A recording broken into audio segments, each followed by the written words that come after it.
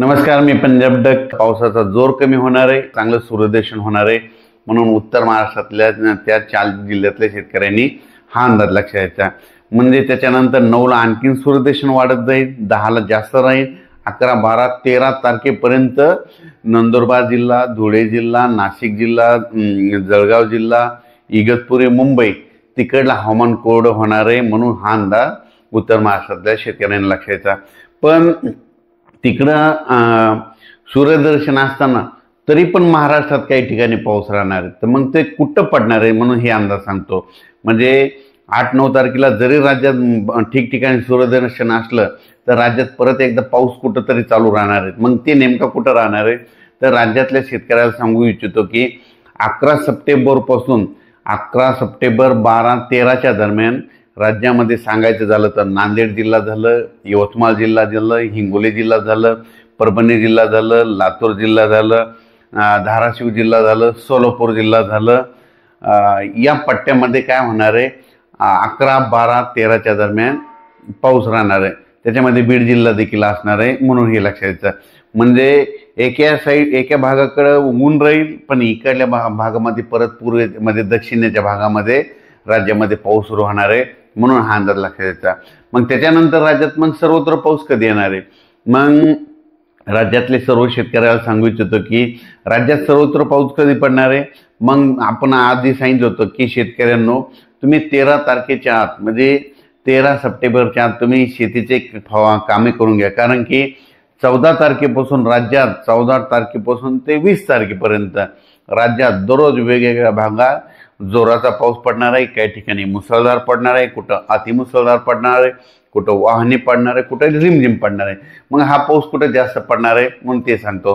14 तारखेच्या नंतर म्हणजे 14 सप्टेंबरपासून ते 20 सप्टेंबरच्या दरम्यान राज्यामध्ये पूर्व विदर्भ, पश्चिम विदर्भ, दक्षिण महाराष्ट्र, उत्तर महाराष्ट्र, कोकणपट्टी, खानदेश, मराठवाडा सगळीकडे पाऊस मध्ये पडत जाणार आहे म्हणून हे अंदाज लक्षात घ्यायचा. सांगायचं झालं तर हे सप्टेंबर महिना संपूर्ण पावसाचाच राहणार आहे म्हणून शेतकऱ्यांनी हा अंदाज लक्षात घ्यायचा. मग सांगायचं झालं 14 पासून पावसाचा जोर कुठं जास्त राहणार आहे. 14 पासून जास्त पावसाचा जोर राहणार आहे नांदेड जिल्ह्याला जास्त पाऊस पडणार आहे, यवतमाळ जिल्ह्याला एक जास्त पडणार आहे, परभणी जिल्ह्याला एक जास्त पडणार आहे, बीड जिल्ह्याला जास्त पडणार आहे, लातूर जिल्ह्याला जास्त पडणार आहे, त्याच्यानंतर धाराशिव जिल्ह्याला जास्त पडणार आहे, सोलापूर जिल्ह्याला अति जास्त पडणार आहे, त्याच्यानंतर सांगली जिल्ह्याला जास्त पडणार आहे, पुणे जिल्ह्यात देखील पाऊस पडणार आहे, कोकणात देखील पाऊस पडणार आहे, कोकण पट्टीकडे देखील पाऊस पडणार आहे जास्त, अहिल्यानगरकडे देखील पाऊस पडणार आहे, बीड जिल्ह्यात देखील पाऊस पडणार आहे, जालना देखील पडणार आहे म्हणून हा अंदाज सर्व शेतकऱ्यांनी लक्षात घ्यायचा. म्हणजे सांगायचं झालं तर अकोला, वर्धा, नागपूर, भंडारा, गोंदिया, चंद्रपूर ह्या भागात देखील पाऊस पडणार आहे. पण जास्त पाऊस मात्र दक्षिण पट्ट्यात जास्त राहणार आहे.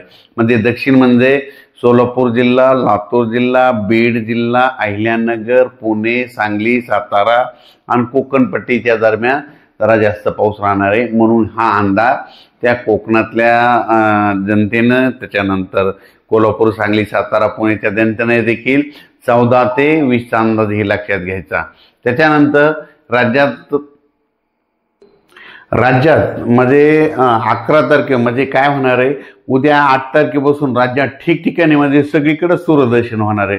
म्हणजे कुठं होणार आहे संपूर्ण पूर्व विदर्भात होणार आहे, पश्चिम विदर्भात सूर्यदर्शन होणार आहे, मराठवाड्यात देखील सूर्यदर्शन होणार आहे, उत्तर महाराष्ट्रात होणार आहे, कोकणात देखील होणार आहे. म्हणजे राज्यातला 8 तारखेपासून सगळीकडला पावसाचा जोर कमी होणार आहे म्हणून हे अंदाज लक्षात घ्या. पण काय असतं की पावसाचा जोर जरी कमी झाला तर स्थानिक वातावरण तयार होऊन पाऊस होऊ शकतो म्हणून हा अंदाज लक्षात घ्यायचा.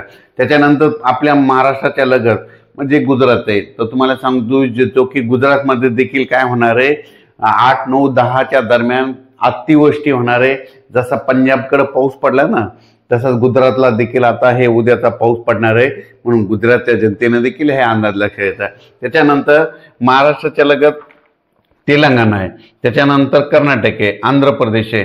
ह्या 3 राज्यातल्या शेतकऱ्यांना एक सांगू इच्छितो की म्हणजे 11 तारखेपासून म्हणजे 10 तारखेपासून आंध्र प्रदेश, तेलंगणा, कर्नाटक ह्या जिल्ह्यामध्ये चांगला जोराचा पाऊस पडणार आहे म्हणून त्या शेतकऱ्यांनी काय करायचं 10 तारखेपर्यंत तुम्ही तुमचे कामं करून घ्यायचे. कारण की तेलंगणा, आंध्र प्रदेश, आंध्र प्रदेश, कर्नाटक ह्या 3 राज्यामध्ये चांगला जोराचा पाऊस राहणार आहे। ह्या 3 राज्यामध्ये जास्त पाऊस पडत असल्यामुळे 10 तारखेला त्याच्यानंतर त्याच्यामुळे काय होणार आहे, महाराष्ट्राच्या लगत म्हणजे 11 तारखेला नांदेड जिल्हा, त्याच्यानंतर अहमदपूर, उदगीर, धाराशिव, लातूर, नळदुर्ग, सोलापूर, सांगोला, सांगली, जत ह्या पट्ट्यामध्ये काय होणार आहे, 11, 12, 13च्या दरम्यान चांगला जोराचा पाऊस पडणार आहे, म्हणून हे अंदाज लक्षात आहे। आणि आणखीन सगळ्यात महत्त्वाचं अहिल्यानगर म्हणजे काय झालं की अहिल्यानगर असं आहे की तिथं अवर्षणग्रस्त भाग आहे।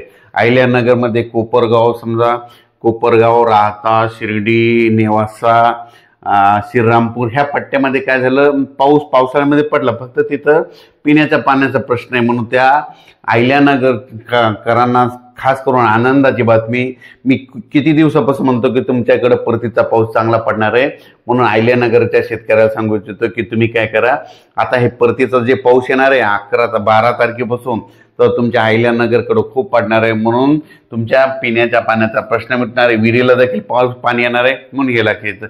त्याच्यानंतर परत एक सांगू इच्छितो की काय झालं की अहिल्यानगर जिल्ह्यामध्ये टाकळी ढोकेश्वर झालं, बेलपिंपळगाव झालं, त्याच्यानंतर उमापूर, बालम टाकळी ह्या परिसरात काय झालं, बऱ्याच ठिकाणी शिर्डी भागामध्ये, कोपरगाव भागामध्ये बऱ्याच ठिकाणी आणखीन असे काही गाव आहेत, म्हणजे एक गावाचा पट्टा सुटलेला की तिथं पिण्याचा पाण्याचा प्रश्न खूप हे झाला आहे, म्हणजे नदीला पूर नाही आलेला, कसलाच नाही। तर त्यांच्यासाठी एक आनंदाची बातमी सांगू इच्छितो की अहिल्यानगरमध्ये 12 तारखेपासून 12 सप्टेंबर, 12, 13, 14 ते 20 तारखेपर्यंत अहिल्यानगरमध्ये हे जे वंचित पट्टा राहिलेला ना त्या संपूर्ण गावाला पाऊस पडणार आहे, म्हणून हे अंदाज लक्षात घ्यायचा। त्याच्यानंतर जालना जिल्ह्यातले मध्ये एक रोयलागड, एक परिसरात आंबड आणि घनसावंगीच्या दरम्यान एक रोयलागड म्हणून एक भाग आहे, तिथले 2-4 गावं सुटले, त्या रोयलागड भागात देखील ह्या पट्ट्यात पाऊस पडणार आहे, म्हणून हा अंदाज लक्षात घ्यायचा। उत्तर महाराष्ट्राकडे उद्या 8 तारखेपासून तर 13 तारखेपर्यंत सूर्यदर्शन येणार आहे, म्हणून उत्तर महाराष्ट्राच्या शेतकऱ्यांनी अंदाज लक्षात घ्यायचा। मराठवाड्यामध्ये 10 तारखेपर्यंत सूर्यदर्शन भेटणार आहे, म्हणून हा अंदाज लक्षात घ्यायचा। पूर्व आणि पश्चिमी विदर्भामध्ये 11 तारखेपर्यंत सूर्यदर्शन भेटणार आहे, म्हणून हा अंदाज लक्षात घ्यायचा। मात्र दक्षिण महाराष्ट्रामध्ये मात्र 10 तारखेपर्यंत सूर्यदर्शन घडणार आहे, 11 पासून इकडल्या भागात पाऊस सुरू होणार आहे। पुन्हा त्याच्यानंतर पूर्व विदर्भात देखील यवतमाळ झालं, चंद्रपूर, वर्धा, नागपूर, भंडारा, गोंदिया, यवतमाळ, अमरावती, अकोला इथपर्यंत मात्र 11 तारखेला तिथं पाऊस सुरू होणार आहे, म्हणून हा अंदाज लक्षात द्यायचा। अचानक वातावरण बदल झाला तर उद्या एक लगेच मेसेज दिला जाईल। धन्यवाद।